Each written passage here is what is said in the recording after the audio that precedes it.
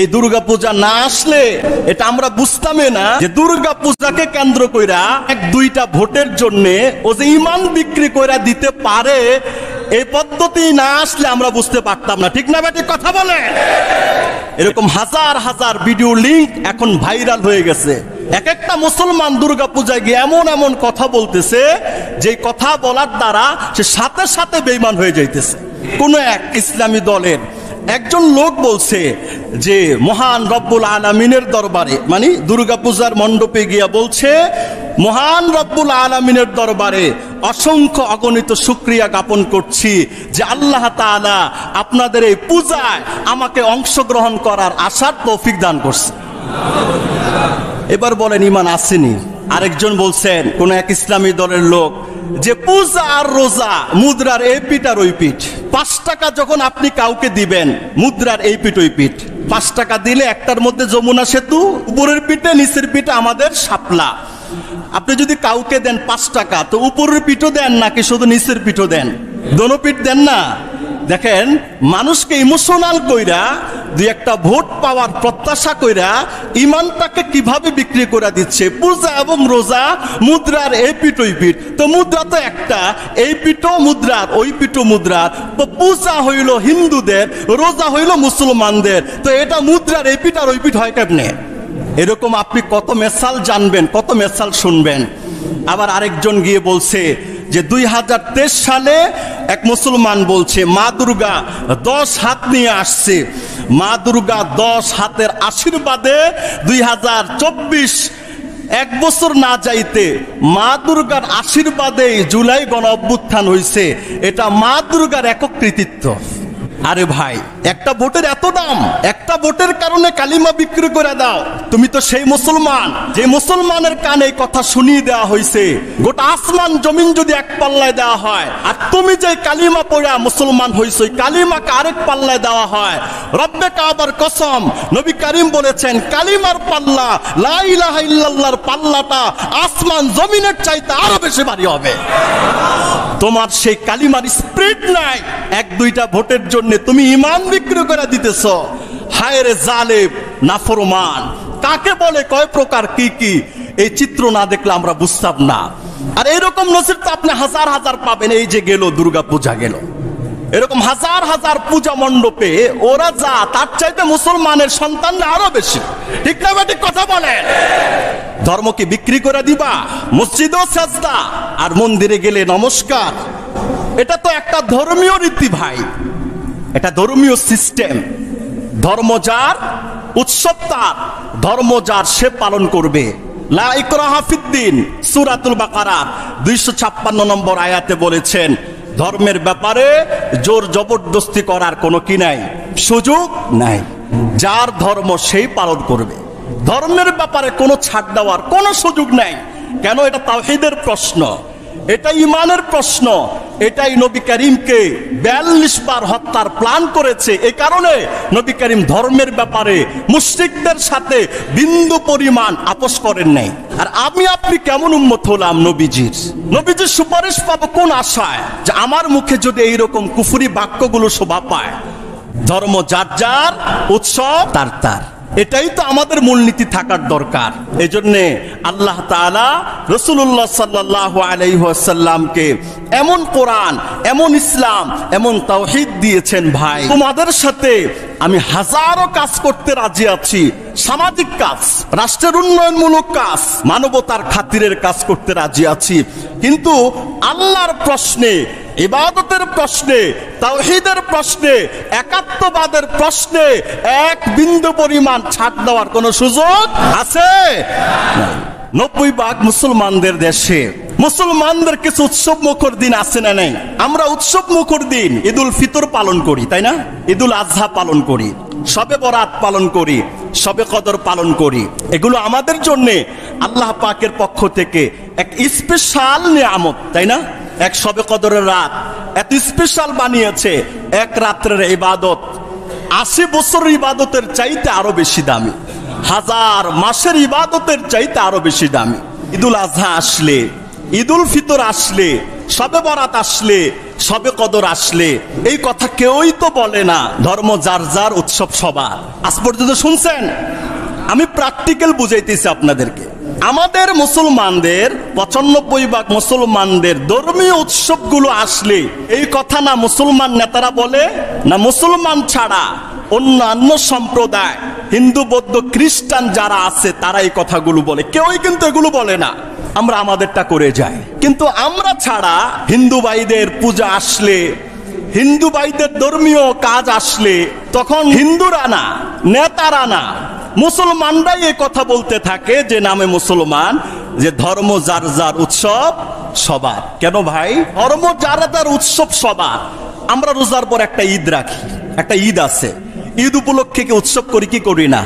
নতুন পাঞ্জাবি, নতুন জামা, নতুন শাড়ি, সাংসারিক গুরুত্বপূর্ণ নতুন নতুন আসবাবপত্র কেনা, বাচ্চাদেরকে টাকা দেওয়া, পয়সা দেওয়া, ঘরটা সাজানো, নতুন করে ঘরকে আবার পরিপাটি করা, বিবির মন রক্ষা করা, ছেলের মন রক্ষা করা, বাপ মার মন রক্ষা করা, আত্মীয় স্বজনদের মন রক্ষা করা, সবার সাথে কোলাকুলি, হ্যান্ডশিপ, নাস্তা আদান প্রদান, খাওয়া দাওয়া, মোটামুটি একটা বিশাল একটা আনন্দ করা মুহূর্তে আমাদের যায়, তাই না?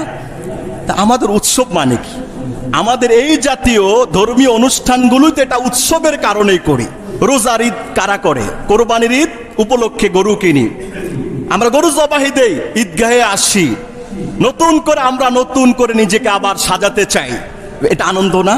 বাচ্চারা আনন্দ করে, ঘরওয়ালারা আনন্দ করে, সবাই তো আনন্দ করে।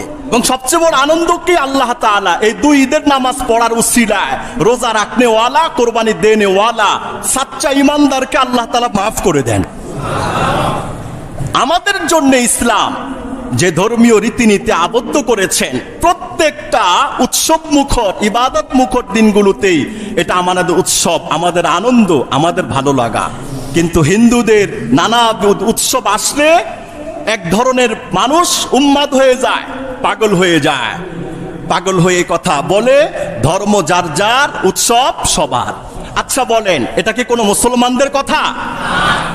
আজ পর্যন্ত কি দেখেছেন আমরা ঈদের নামাজ পড়ছি? হাজার হাজার জায়গায় ঈদের নামাজ পড়া হয়, লাখ লাখ জায়গায়, কোটি কোটি জায়গায় কোরবানির গরু জবে করা হয়, সবে কদরের নামাজ পড়া হয়, সবে বরাতের নামাজ পড়া হয়, তারাবির নামাজ পড়া হয়।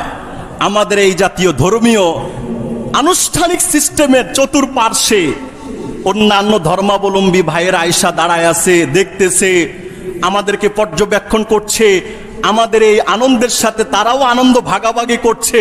আচ্ছা, এইরকম কোন নজির একটা দেখাইতে পারবেন কি ভাই?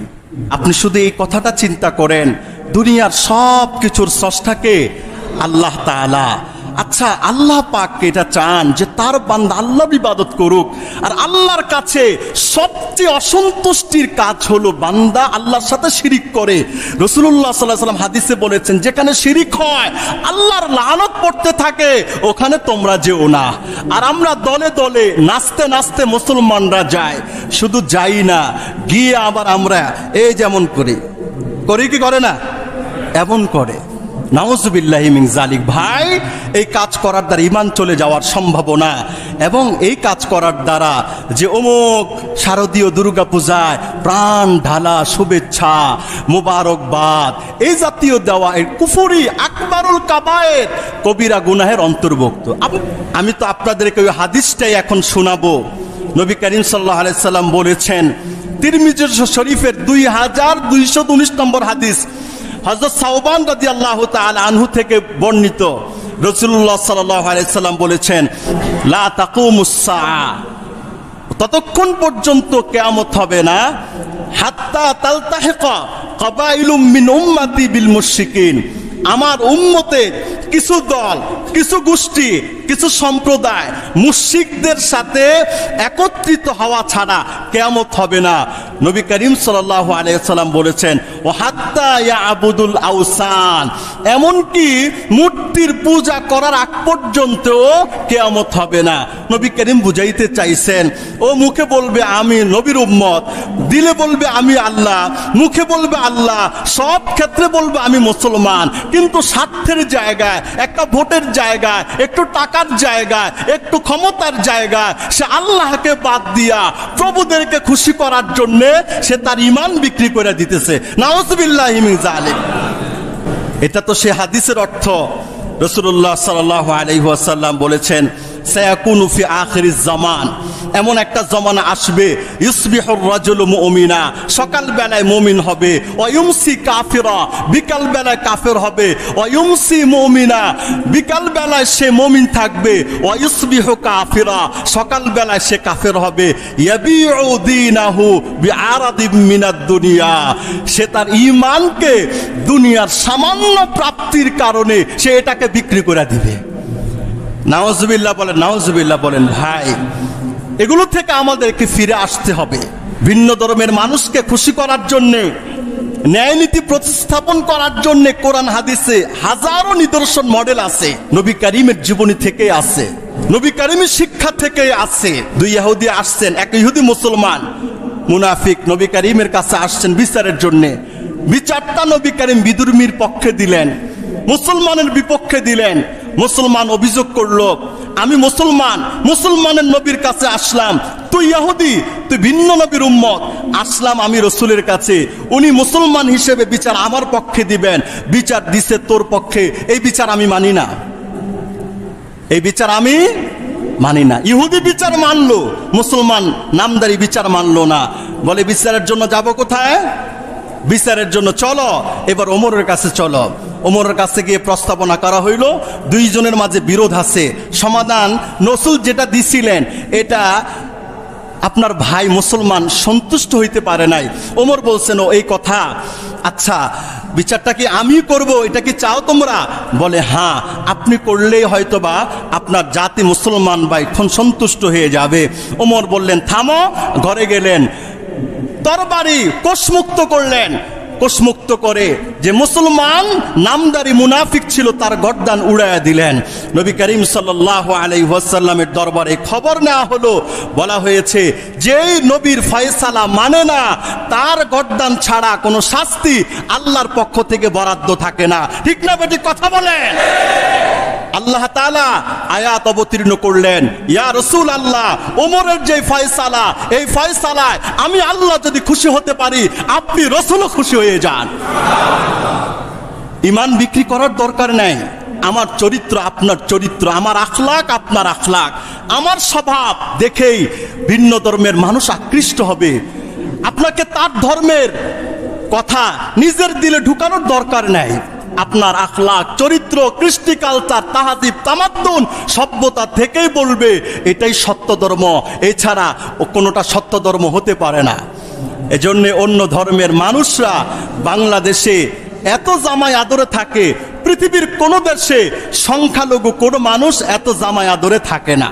ঠিক না বেটি? কথা বলেন। কেন থাকে না? কেন থাকে না? আমরা আমাদের কথা, আমাদের ওয়াজ, আমাদের বয়ান বক্তৃতা সবসময় সম্প্রীতির কথা বলেই যায়। এজন্যে যত জায়গায় বিভিন্ন মন্দিরে ভাঙচুর হয়েছে, হামলা হয়েছে, এটা হয়েছে, সেটা হয়েছে, এবং হাজারো ঘটনা পাবেন। ওই ঘটনা এই কারণে নয় যে মসজিদের ইমামদের বয়ানে, খতিবদের বয়ানে, বক্তাদের বয়ানে, ইসলামপন্থীদের বয়ানে মানুষ আকৃষ্ট হইয়া, রাগান্বিত হইয়া আল্লাহর জমিনে শিরিক হবে এই জন্য তারা মন্দিরে, বিভিন্ন পূজা মণ্ডপে ভাঙছে, এটা এজন্য নয়। এটা হলো বিদেশি প্রভুদেরকে খুশি করায়া এই কথা বুঝানো, আমরা থাকলেই এই দেশ নিরাপদ, হিন্দুরা, আমরা না থাকলে এই দেশ নিরাপদ না, এই কথাটা বুঝানোর জন্য নিজেরাই আগুন লাগায়, নিজেরাই ভাঙ্গে, আর হাজার হাজার নিরীহ মুসলমানদেরকে মামলা দিয়ে যোগের পর যোগ জেলখানায় রেখে দেয়। ঠিক না বেটি? কথা বলে। একজন আহকামুল হাকিমিন আছে, ভয় করেন, ভয় করেন ওই আল্লাহকে। মিথ্যা সাক্ষী দিয়া একজনকে 10 বছর খাটাইলেন, 12 বছর ঢুকাইলেন, 15 বছর ঢুকাইলেন। রব্বে কাবার কসম করে বলি, তার জেলখানার জীবনে চলে যাওয়া এক একটা সেকেন্ডের জন্য হাসরের ময়দানে তার মূল্য পরিশোধ করার আগ পর্যন্ত আপনি যে কেউ হন না কেন, এক কদম সামনের দিকে আগানোর কোনো সুযোগ রব্বে কাবার পক্ষ থেকে দেওয়া হবে না। ঠিক না বেঠিক? কথা বলে।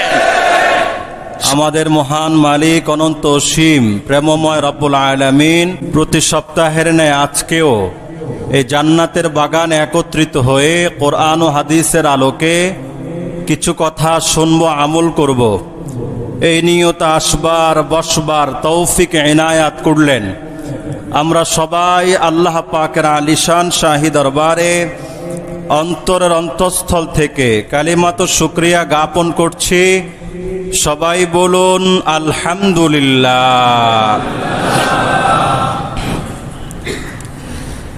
মুহতারাম হাজিরিন, আমি আপনাদের সমীপে আজকে পবিত্র কোরআনুল কারীমের গুরুত্বপূর্ণ একটি সূরা আপনাদের সাথে বহুল পরিচিত 30তম পারায় অবস্থিত 109 নম্বর সূরার নাম হলো সূরাতুল কাফিরুন। এই সূরার সাথে আল্লাহ পাকের রহমতে আমাদের সবার একটা পরিচয় আছে না নাই? কোরআনুল কারীমের একেবারে শেষের 10টা সূরা, তার মধ্যে 109 নম্বর সূরার নাম হলো সূরাতুল কাফিরুন। সূরাতুল কাফিরুনটা একজন মুমিন মুসলমানের জীবনে তাওহীদ একাত্মবাদ এবং তাওহীদ ভিন্ন শিরিক কুফুরের মাঝে আল্লাহ পাক কিয়ামত পর্যন্ত এক সুবিশাল প্রাচীর তৈরি করে দেওয়ার জন্যেই সূরাতুল কাফিরুনটা অবতীর্ণ হয়েছে।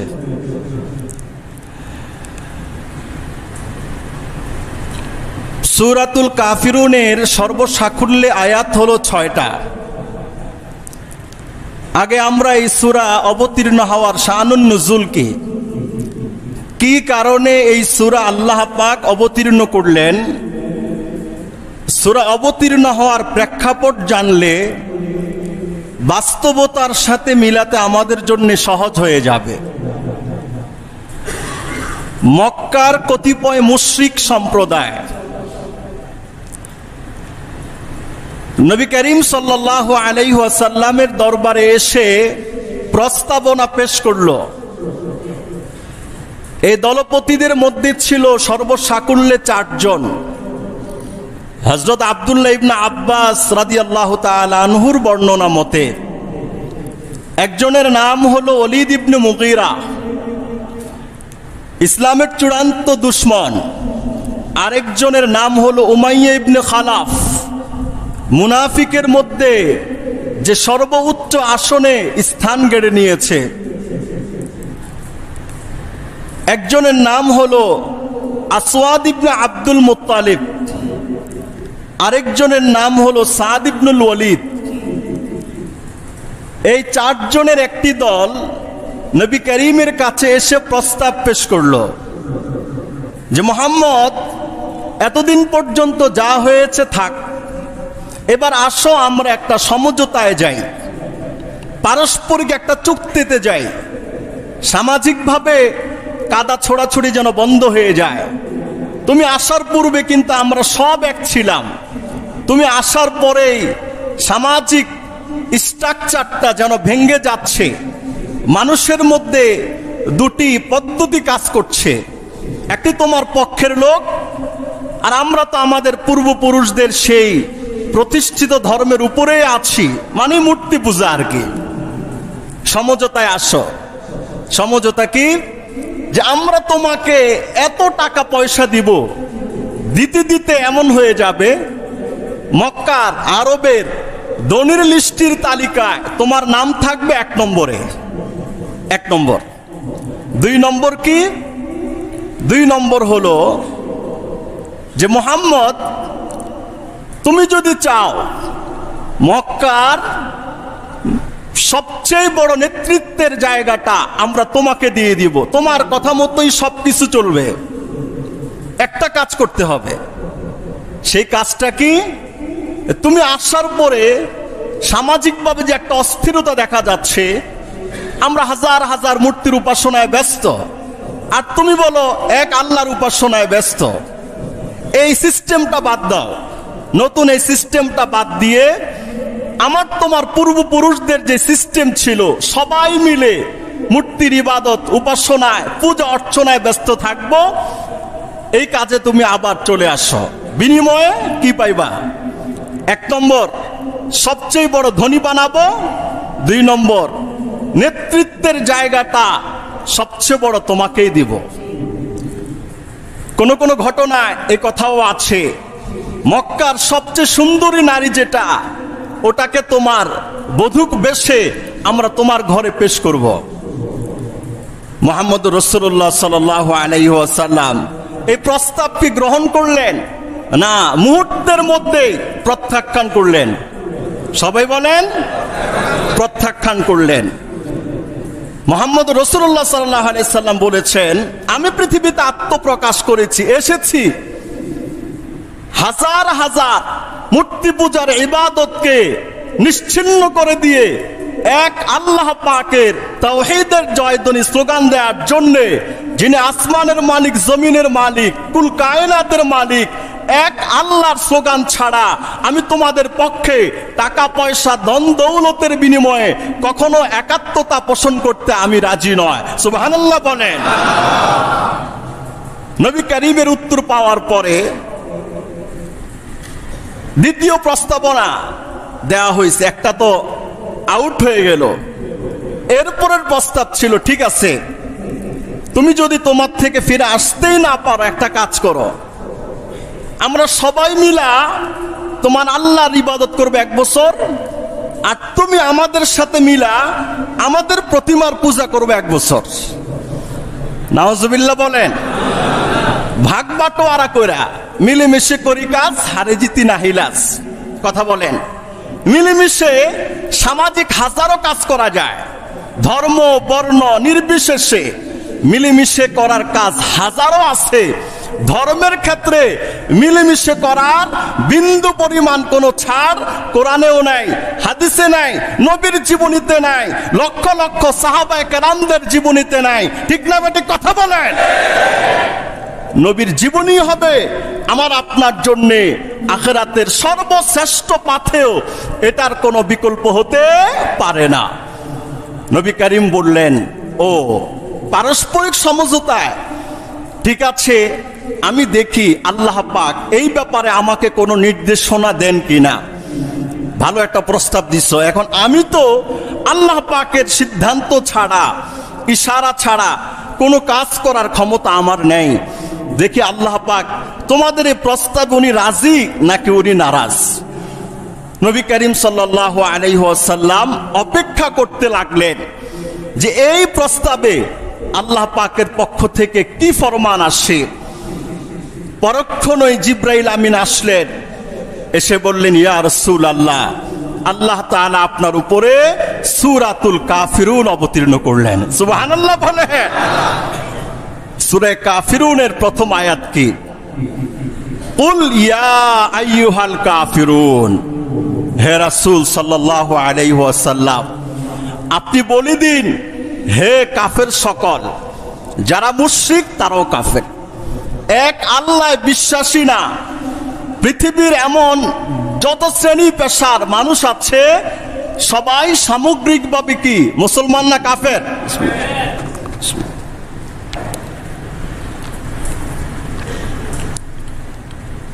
হে রাসূল, আপনি বলে দিন, কুল ইয়া আইয়ুহাল কাফিরুন, হে কাফের সম্প্রদায় মানে মুশরিক সম্প্রদায়, লা আ'বুদু মা তা'বুদুন, আমি কশিন কালেও ওই প্রতিমাগুলোর উপাসনা করতে পারবো না তোমরা যেগুলোর উপাসনা অর্চনা দিব্যি দিবানিশি ব্যস্ত থাকো।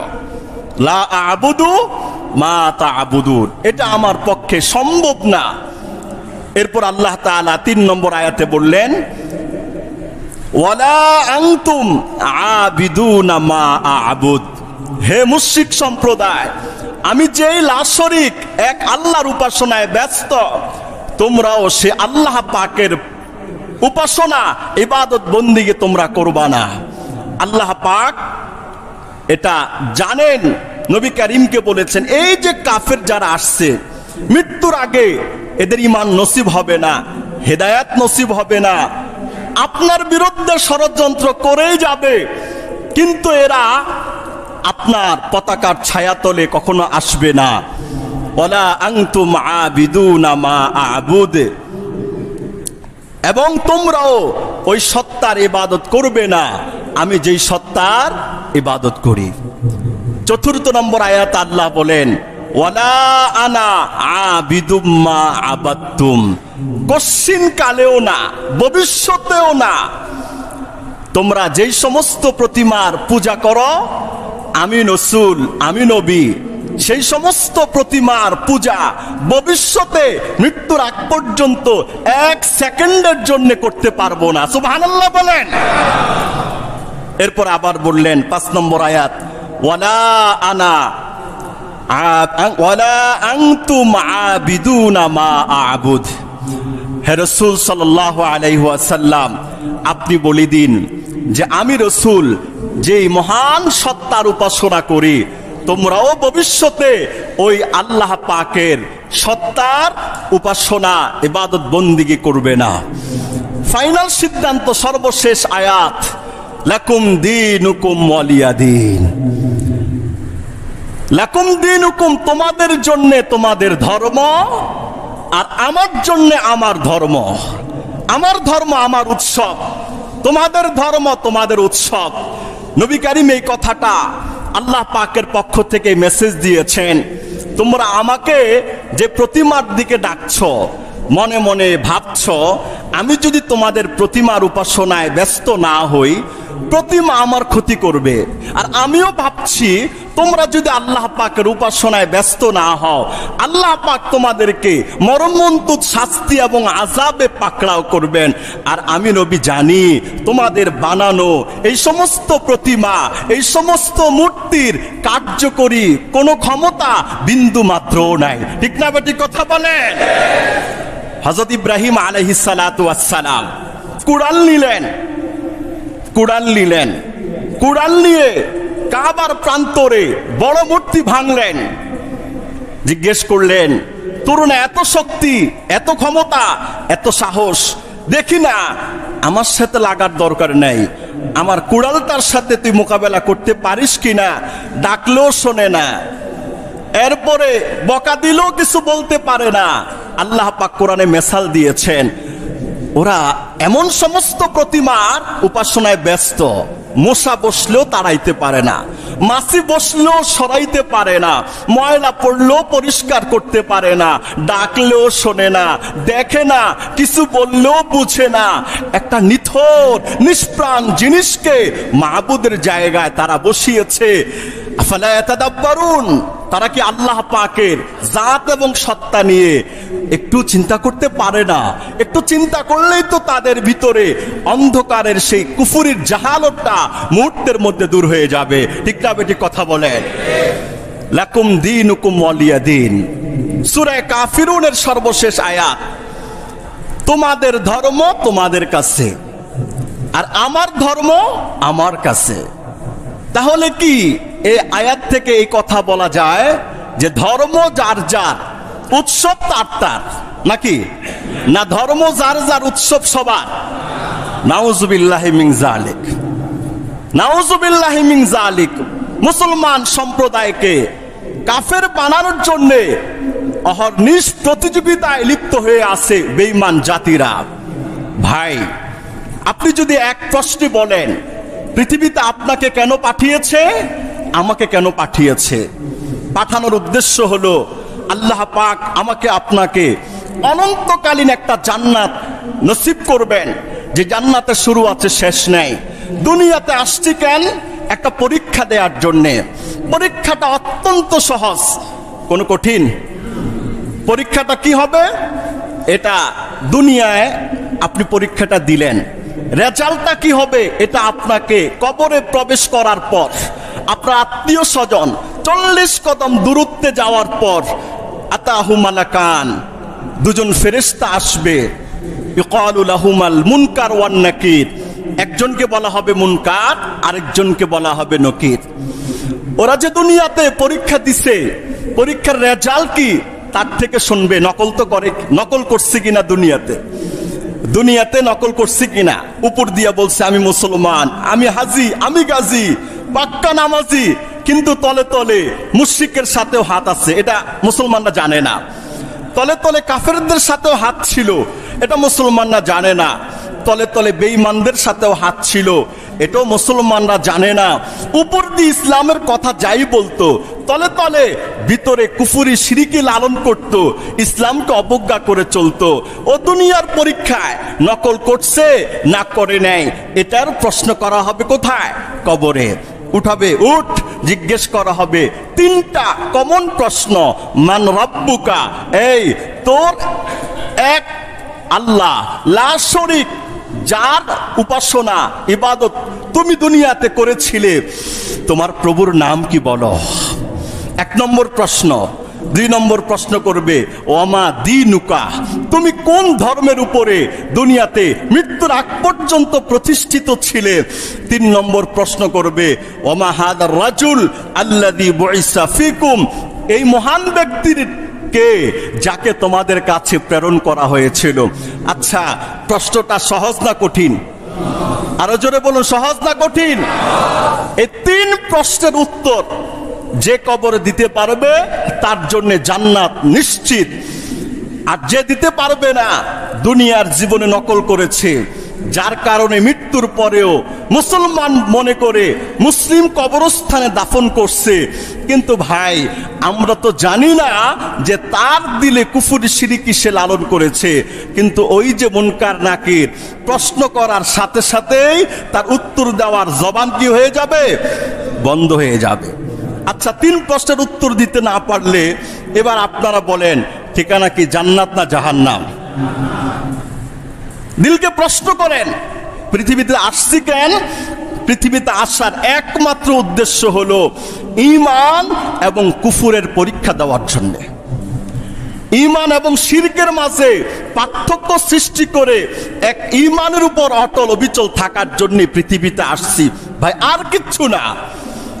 এইবার 70-80 বছরের আমার আপনার সাজানো সংসার, দেশ বিদেশ দুনিয়া যা কিছু করি, সব কিছুর মাকসাদ হলো দুনিয়াতে আসছো ইমানের পরীক্ষা দিয়ে কবরে পাস করবা কিনা, এটাই হলো তোমার চূড়ান্ত টার্গেট।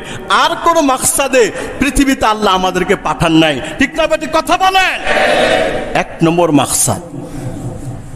যদি এটা না হতো তাহলে তো আর পরীক্ষার কোনো সিস্টেমই দরকার ছিল না, ভালো মন্দের কোনো জাজ বিচার করার দরকার ছিল না। এজন্যে আল্লাহ তাআলা রাসূলুল্লাহ সাল্লাল্লাহু আলাইহি ওয়াসাল্লামকে এমন কোরআন, এমন ইসলাম, এমন তাওহীদ দিয়েছেন ভাই, তোমাদের সাথে আমি হাজারো কাজ করতে রাজি আছি। সামাজিক কাজ, রাষ্ট্রের উন্নয়নমূলক কাজ, মানবতার খাতিরের কাজ করতে রাজি আছি, কিন্তু আল্লাহর প্রশ্নে, ইবাদতের প্রশ্নে, তাওহীদের প্রশ্নে, একাত্মবাদের প্রশ্নে 1 বিন্দু পরিমাণ ছাড় দেওয়ার কোনো সুযোগ আছে? 90% মুসলমানদের দেশে মুসলমানদের কিছু উৎসব মুখর দিন আছে না নাই? সবাই বলেন আছে না নাই? বিসমিল্লাহ। আমরা উৎসব মুখর দিন ঈদুল ফিতর পালন করি, তাই না? ঈদুল আজহা পালন করি, শবে বরাত পালন করি, শবে কদর পালন করি। এগুলো আমাদের জন্য আল্লাহ পাকের পক্ষ থেকে এক স্পেশাল নিয়ামত, তাই না? এক শবে কদরের রাত এত স্পেশাল বানিয়েছে, এক রাত্রের ইবাদত 80 বছরের ইবাদতের চাইতে আরো বেশি দামি, 1000 মাসের ইবাদতের চাইতে আরো বেশি দামি। ঈদুল আজহা আসলে, ঈদুল ফিতর আসলে, শবে বরাত আসলে, শবে কদর আসলে এই কথা কেউই তো বলে না ধর্ম যার যার, উৎসব সবার। আজ পর্যন্ত শুনছেন? আমি প্র্যাকটিক্যাল বুঝাইতেছি আপনাদেরকে। আমাদের মুসলমানদের 95% মুসলমানদের ধর্মীয় উৎসবগুলো আসলে এই কথা না মুসলমান নেতারা বলে, না মুসলমান ছাড়া অন্যান্য সম্প্রদায়, হিন্দু বৌদ্ধ খ্রিস্টান যারা আছে তারা এই কথাগুলো বলে। কেউই কিন্তু এগুলো বলে না, আমরা আমাদেরটা করে যাই। কিন্তু আমরা ছাড়া হিন্দু ভাইদের পূজা আসলে, হিন্দু ভাইদের ধর্মীয় কাজ আসলে, তখন হিন্দুরা না, নেতারা না, মুসলমানরাই এই কথা বলতে থাকে যে নামে মুসলমান, যে ধর্ম যার যার উৎসব সবার। কেন ভাই? ধর্মর নাম, ধর্ম যার যার উৎসব সবার। আমরা রোজার পর একটা ঈদ রাখি, একটা ঈদ আছে, ঈদ উপলক্ষে কি উৎসব করি কি করি না? নতুন পাঞ্জাবি, নতুন জামা, নতুন শাড়ি, সাংসারিক গুরুত্বপূর্ণ নতুন নতুন আসবাবপত্র কেনা, বাচ্চাদেরকে টাকা দেওয়া, পয়সা দেওয়া, ঘরটা সাজানো, নতুন করে ঘরকে আবার পরিপাটি করা, বিবির মন রক্ষা করা, ছেলের মন রক্ষা করা, বাপ মার মন রক্ষা করা, আত্মীয় স্বজনদের মন রক্ষা করা, সবার সাথে কোলাকুলি, হ্যান্ডশিপ, নাস্তা আদান প্রদান, খাওয়া দাওয়া, মোটামুটি একটা বিশাল একটা আনন্দ করা মুহূর্তে আমাদের যায়, তাই না? তা আমাদের উৎসব মানে কি? আমাদের এই জাতীয় ধর্মীয় অনুষ্ঠানগুলোতে এটা উৎসবের কারণেই করি। রোজার ঈদ কারা করে? কোরবানির ঈদ উপলক্ষে গরু কিনি, আমরা গরু জবাই দেই, ঈদগাহে আসি, নতুন করে আমরা নতুন করে নিজেকে আবার সাজাতে চাই। এটা আনন্দ না? বাচ্চারা আনন্দ করে, ঘরওয়ালারা আনন্দ করে, সবাই তো আনন্দ করে। এবং সবচেয়ে বড় আনন্দ কি? আল্লাহ তাআলা এই দুই ঈদের নামাজ পড়ার উসিলায় রোজা রাখনে ওয়ালা, কোরবানি দেনে ওয়ালা সাচ্চা ইমানদারকে আল্লাহ তাআলা মাফ করে দেন। কি ভাই, আমাদের জন্য ইসলাম যে ধর্মীয় রীতিনীতি আবদ্ধ করেছেন, প্রত্যেকটা উৎসব মুখর, ইবাদত মুখর দিনগুলোতেই এটা আমাদের উৎসব, আমাদের আনন্দ, আমাদের ভালো লাগা। কিন্তু হিন্দুদের নানা উৎসব আসলে এক ধরনের মানুষ উন্মাদ হয়ে যায়, পাগল হয়ে যায়, পাগল হয়ে কথা বলে ধর্ম যার যার, উৎসব সবার। আচ্ছা বলেন, এটা কি কোনো মুসলমানদের কথা? আজ পর্যন্ত কি দেখেছেন আমরা ঈদের নামাজ পড়ছি? হাজার হাজার জায়গায় ঈদের নামাজ পড়া হয়, লাখ লাখ জায়গায়, কোটি কোটি জায়গায় কোরবানির গরু জবে করা হয়, শবে কদরের নামাজ পড়া হয়, শবে বরাতের নামাজ পড়া হয়, তারাবির নামাজ পড়া হয়। আমাদের এই জাতীয় ধর্মীয় আনুষ্ঠানিক সিস্টেমের চতুর্পার্শ্বে অন্যান্য ধর্মাবলম্বী ভাইয়েরা আয়েশা দাঁড়ায় আছে, দেখতেছে, আমাদেরকে পর্যবেক্ষণ করছে, আমাদের এই আনন্দের সাথে তারাও আনন্দ ভাগাভাগি করছে। আচ্ছা, এইরকম কোন নজির একটা দেখাইতে পারবেন কি ভাই? আর এইরকম নজির তো আপনি হাজার হাজার পাবেন। এই যে গেল দুর্গা পূজা গেল, এরকম হাজার হাজার পূজা মণ্ডপে ওরা যা, তার চাইতে মুসলমানের সন্তানরা আরো বেশি। ঠিক না ঠিক কথা বলেন? ধর্ম কি বিক্রি করে দিবা? মসজিদও সাজদা আর মন্দিরে গেলে নমস্কার, এটা তো একটা ধর্মীয় রীতি ভাই, এটা ধর্মীয় সিস্টেম। ধর্ম যার, উৎসব তার, ধর্ম যার সে পালন করবে। লা ইকরাহা ফিদ্দিন, সূরাতুল বাকারা 256 নম্বর আয়াতে বলেছেন, ধর্মের ব্যাপারে জোর জবরদস্তি করার কোনো কি নাই, সুযোগ নাই। যার ধর্ম সেই পালন করবে, ধর্মের ব্যাপারে কোনো ছাড় দেওয়ার কোনো সুযোগ নাই। কেন? এটা তাওহীদের প্রশ্ন, এটা ইমানের প্রশ্ন। এটাই নবী করিমকে 42 বার হত্যার প্ল্যান করেছে। এই কারণে নবী করিম ধর্মের ব্যাপারে মুশরিকদের সাথে বিন্দু পরিমাণ আপোষ করেন নাই। এই কারণে মুহাম্মদুর রাসূলুল্লাহকে 42 বার হত্যা করার প্ল্যান করেছে। আর আমি আপনি কেমন উম্মত হলাম নবীজির? নবীজির সুপারিশ পাবো কোন আশায়? যে আমার মুখে যদি এইরকম কুফরি বাক্যগুলো শোভা পায়, ভাই অন্য ধর্মের মানুষদের সাথে আমাদের আচার ব্যবহার, লেনদেন, ব্যবসা বাণিজ্য, আমি আগেই বলেছি, সামাজিকভাবে হাজারো কাজ তাদের সাথে আমাদের হতে পারে। আজ পর্যন্ত কোনো কিছু কিনতে গিয়ে আমরা জিজ্ঞেস করি নাই আপনি হিন্দু না মুসলমান। করছেন? কথা বলেন না। হাজারো পণ্য কিনেছেন জীবনে, লাখো লাখো জিনিস কিনেছি আমরা, কখন আমরা এগুলো জিজ্ঞেস করি নাই আপনি কি মুসলমান না আপনি হিন্দু? মুসলমান হলে কিনবো, হিন্দু হলে কিনবো না, এগুলো বলি নাই। শুধু তাই না, আপনার যদি একজন প্রতিবেশী হিন্দু থাকে, খ্রিস্টান থাকে, বৌদ্ধ থাকে বা বিধর্মী থাকে, যে কোনো ধর্মের অনুসারী হোক, আপনার প্রতিবেশীর সাথে উত্তম আচরণ করা এটা ইমানের দাবি, এটা ইমানের তাকাজা। সে যখন অসুস্থ হবে, আপনি তাকে শুশ্রূষা করতে যাওয়া, তার খোঁজ খবর নেওয়া, এটা আপনার ইমানি দায়িত্ব।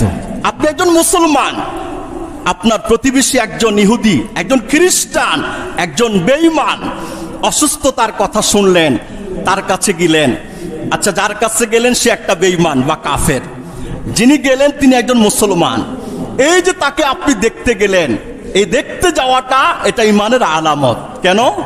প্রতিবেশীর খোঁজ খবর নেওয়া, প্রতিবেশীর ভালো মন্দগুলোকে শেয়ার করা। নবী করিম সাল্লাল্লাহু আলাইহি ওয়াসাল্লাম বলেছেন, মান কানা ইউমিনু বিল্লাহ ফালইউকরিম জারাহ, যে আল্লাহকে বিশ্বাস করে, আখিরাতকে বিশ্বাস করে, সে যেন তার প্রতিবেশীকে সম্মান করে, সে যেন তার প্রতিবেশীকে মর্যাদা দেয়। প্রতিবেশী যেই কোনো ধর্মের মানুষ হোক না কেন, এই যে আপনি একজন কাফেরের কাছে গেলেন, গিয়ে তার কাছে বসলেন, মাথায় হাত দিলেন, জিজ্ঞেস করলেন, ভাই জ্বরের কি অবস্থা, আপনার অসুস্থতার কি অবস্থা, আপনি সবকিছু শুনলেন, তার কাছে 5 মিনিট ছিলেন। নবী করিম সাল্লাল্লাহু আলাইহি সাল্লাম হাদিসে বলেছেন, অসুস্থ ব্যক্তিকে দেখতে গিয়ে যতক্ষণ সে থাকবে ওখানে বসে, সে যেন জান্নাতের টুকরা বাগানের মধ্যে বসে আছে। আর যদি ওই ভাইকে 10,000 টাকা আপনি দিয়ে আসেন, নেন ভাই আপনার সেবা শুশ্রূষার জন্য দিলাম, তাহলে 10,000 টাকা আল্লাহর রাস্তায় দান করলে যে সওয়াব, আপনার আমলনামায় সেই সওয়াব দেওয়া হবে। এটা তো একজন মুসলমানের ব্যাপারে বলি নাই, একটা মুসলমান ভিন্ন ভিন্ন ধর্মের মানুষদের ব্যাপারে নবী করিমের এই দিক নির্দেশনা আছে। আর মুসলমান হলে সেটা আরো কত উচ্চাঙ্গভাবে, উচ্চ উন্নত সিস্টেমে আমাদের করার দরকার। ঠিক না বেটি? কথা বলেন ভাই। এই ব্যাপারে ইসলাম পরিপূর্ণ অবকাশ দিয়েছে। ও দাওয়াত করলে যান, আপনি দাওয়াত করলে যেন ও আসে, আপনার ভালো মন্দগুলো সব শেয়ার করেন। নবী করিম সাল্লাল্লাহু আলাইহি ওয়াসাল্লাম এক ইহুদি বাচ্চার কাছে গেলেন, খোঁজ খবর নিলেন, ও কোথায়? বলে অসুস্থ। ইহুদি বাচ্চা, খোঁজ নিয়ে দেখলেন ও কোথায় আছে, ঘরে। কি অবস্থায়? মুমূর্ষু অবস্থায় আছে। নবী করিম সাল্লাল্লাহু আলাইহি সাল্লাম গেলেন দেখতে। বালকটা, হারে কতদিন ধরে দেখি না, খুব চঞ্চল ছিল। মাথা শিউরে বসলেন, বসার পরে বললেন, তোমার তো জীবন সংকটাপন্ন অবস্থায় চলে আসছে। কুল আমানতু বিল্লাহ ওয়া রাসূলি, বলো আমি আল্লাহ এবং রাসূলের উপর ঈমান আনলাম। দাওয়াত দিলেন। ছেলেটা বাবার চেহারার দিকে তাকালেন, বাবাও সামনে, বাবা ইহুদি, ছেলে ইহুদি। গেলেন কে দেখতে? রাহমাতুল লিল আলামিন গেলেন। চেহারার দিকে তাকালেন, ছেলের উদ্দেশ্য হলো বাবা কি বলে এই ব্যাপারে। বাবা নবী করিম সাল্লাল্লাহু আলাইহি সাল্লামের কথা শুনে আর ছেলের চাহনি দেখে বললেন, ইয়া বুনাইয়া আতি আবুল কাসেম, হে ছেলে, আবুল কাসেম যে কথা বলে সেটাই মানো। আবুল কাসেম যেই কথা বলে সেটাই তুমি মানো। নবী করিম বললেন কি? বলো আল্লাহ এবং রাসূলের উপর ঈমান আনলাম। ছেলেটা আল্লাহ এবং রাসূলের উপর ঈমান আনলো। মুহূর্ত একটু পরে সে ইন্তেকাল করলো। রাসূলুল্লাহ সাল্লাল্লাহু আলাইহি ওয়াসাল্লাম বলেছেন, আলহামদুলিল্লাহিল্লাযী আনকাযাহু মিনান নার।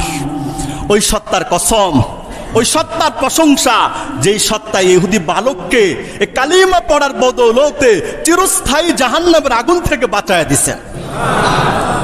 ভাই, সামাজিকভাবে কোন ধর্মের মানুষদের সাথে আমাদের কোন পর্যায়ের কোন সিস্টেমের বৈষম্য করার কোন সুযোগ নাই। ধর্ম যার যার, উৎসব তার তার, এটাই তো আমাদের মূলনীতি থাকার দরকার। এই দুর্গা পূজা না আসলে এটা আমরা বুঝতামই না যে দুর্গা পূজাকে কেন্দ্র কইরা 1-2টা ভোটের জন্য ও যে ইমান বিক্রি কইরা দিতে পারে, এই পদ্ধতি না আসলে আমরা বুঝতে পারতাম না। ঠিক না বেটি? কথা বলে। এটা না আসলে আমরা বুঝতে পারতাম না। এরকম হাজার হাজার ভিডিও লিংক এখন ভাইরাল হয়ে গেছে। এক একটা মুসলমান দুর্গা পূজায় গিয়ে এমন এমন কথা বলতেছে, যে কথা বলার দ্বারা সে সাথে সাথে বেঈমান হয়ে যাইতেছে। আরে ভাই, একটা ভোটের এত দাম, একটা ভোটের কারণে কালিমা বিক্রি করে দাও। তুমি তো সেই মুসলমান, যে মুসলমানের কানে এই কথা শুনিয়ে দেওয়া হয়েছে। গোটা আসমান জমিন যদি এক পাল্লায় দেওয়া হয়, আর তুমি যে কালিমা পড়া মুসলমান হইছো, কালিমাকে আরেক পাল্লায় দেওয়া হয়। রব্বে কাবার কসম, নবী করিম বলেছেন, কালিমার পাল্লা, লা ইলাহা ইল্লাল্লাহর পাল্লাটা আসমান জমিনের চাইতে আরো বেশি ভারী হবে। তোমার সেই কালিমার স্পিরিট নাই। 1-2টা ভোটের জন্য তুমি ঈমান বিক্রি করে দিতেছো। হায় রে জালেম, নাফরমান। কাকে বলে? কয় প্রকার, কি কি? এই চিত্র না দেখলে আমরা বুঝতাম না।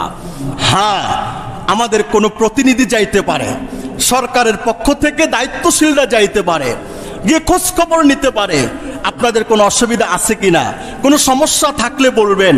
আমরা সরকারে আছি, প্রশাসনে আছি বা নেতৃস্থানীয় জায়গায় আছি, আমরা আমাদের জায়গা থেকে আপনাদের এই কার্যক্রমে যেন কেউ ব্যাঘাত সৃষ্টি না করে আমরা এই ব্যাপারে আপনাদেরকে নিশ্চয়তা দিব।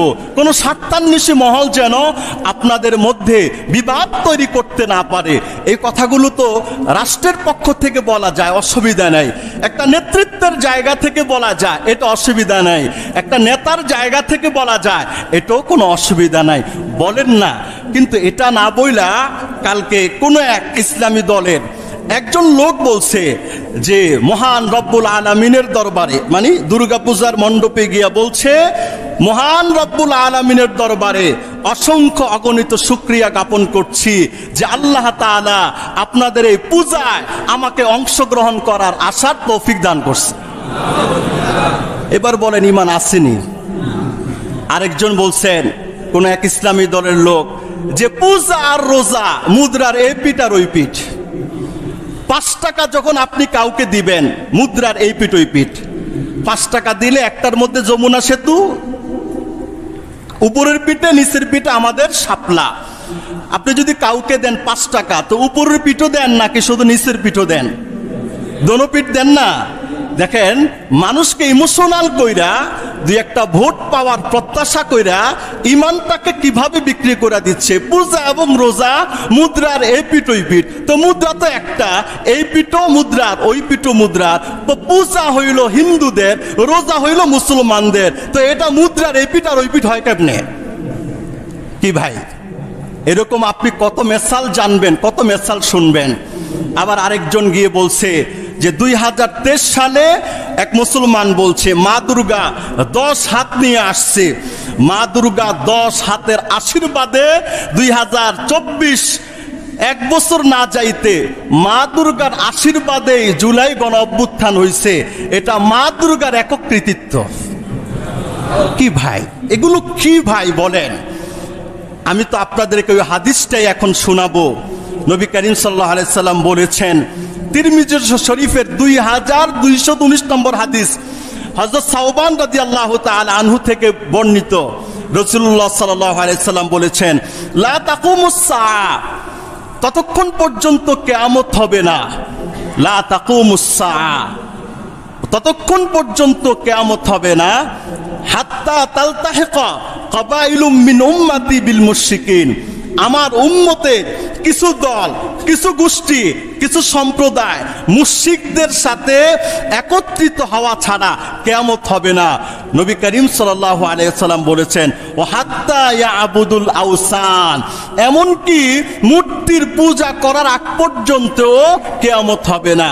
নবী করিম বুঝাইতে চাইছেন, ও মুখে বলবে আমি নবীর উম্মত, দিলে বলবে আমি আল্লাহ, মুখে বলবে আল্লাহ, সব ক্ষেত্রে বলবে আমি মুসলমান, কিন্তু স্বার্থের জায়গায়, একটা ভোটের জায়গায়, একটু টাকার জায়গায়, একটু ক্ষমতার জায়গায় সে আল্লাহকে বাদ দিয়া প্রভুদেরকে খুশি করার জন্য সে তার ঈমান বিক্রি করে দিতেছে। নাউযুবিল্লাহি মিন যালিক। এটা তো সে হাদিসের অর্থ। রাসূলুল্লাহ সাল্লাল্লাহু আলাইহি ওয়াসাল্লাম বলেছেন, সায়াকুনু ফি আখিরিজ জামান, এমন একটা জমানা আসবে, ইউসবিহুর রাজুলু মুমিনা, সকাল বেলায় মুমিন হবে, ওয়া ইউমসি কাফিরা, বিকাল বেলায় কাফের হবে, ওয়া ইউমসি মুমিনা, বিকাল বেলায় সে মুমিন থাকবে, ওয়া ইউসবিহু কাফিরা, সকাল বেলায় সে কাফের হবে, ইয়াবিউ দীনাহু বিআরাদিম মিনাদ দুনিয়া, সে তার ঈমানকে দুনিয়ার সামান্য প্রাপ্তির কারণে সে এটাকে বিক্রি করে দিবে। নাউজুবিল্লাহ বলেন, নাউজুবিল্লাহ বলেন। ভাই, এগুলো থেকে আমাদেরকে ফিরে আসতে হবে। ভিন্ন ধর্মের মানুষকে খুশি করার জন্য, ন্যায় নীতি প্রতিস্থাপন করার জন্য কোরআন হাদিসে হাজারো নিদর্শন মডেল আছে। নবী করিমের জীবনী থেকে আছে, নবী করিমের শিক্ষা থেকে আছে। 2 ইহুদি আসছেন, এক ইহুদি মুসলমান মুনাফিক নবী করিমের কাছে আসছেন বিচারের জন্য। বিচারটা নবী করিম বিদুর্মীর পক্ষে দিলেন, মুসলমানের বিপক্ষে দিলেন। মুসলমান অভিযোগ করলো, আমি মুসলমান, মুসলমানের নবীর কাছে আসলাম, তুই ইহুদি, তুই ভিন্ন নবীর উম্মত, আসলাম আমি রসুলের কাছে, উনি মুসলমান হিসেবে বিচার আমার পক্ষে দিবেন, বিচার দিছে তোর পক্ষে, এই বিচার আমি মানি না, এই বিচার আমি মানি না। ইহুদি বিচার মানলো, মুসলমান নামদারি বিচার মানলো না। বলে বিচারের জন্য যাব কোথায়? বিচারের জন্য চলো এবার ওমরের কাছে চলো। ওমরের কাছে গিয়ে প্রস্তাবনা করা হইল, দুইজনের মাঝে বিরোধ আছে, সমাধান রসূল যেটা দিছিলেন এটা আপনার ভাই মুসলমান সন্তুষ্ট হইতে পারে নাই। ওমর বলছেন ও এই কথা, আচ্ছা বিচারটা কি আমি করব, এটা কি চাও তোমরা? বলে হ্যাঁ, আপনি করলেই হয়তোবা আপনার জাতি মুসলমান ভাই সন্তুষ্ট হয়ে যাবে। ওমর বললেন থামো, ঘরে গেলেন, তরবারি কোষমুক্ত করলেন, কোষমুক্ত করে যে মুসলমান নামদারি মুনাফিক ছিল তার গর্দান উড়াইয়া দিলেন। নবী করিম সাল্লাল্লাহু আলাইহি ওয়াসাল্লামের দরবারে খবর নেওয়া হলো, বলা হয়েছে যেই নবীর ফয়সালা মানে না তার গর্দান ছাড়া কোনো শাস্তি আল্লাহর পক্ষ থেকে বরাদ্দ থাকে না। ঠিক না বেটি? কথা বলেন।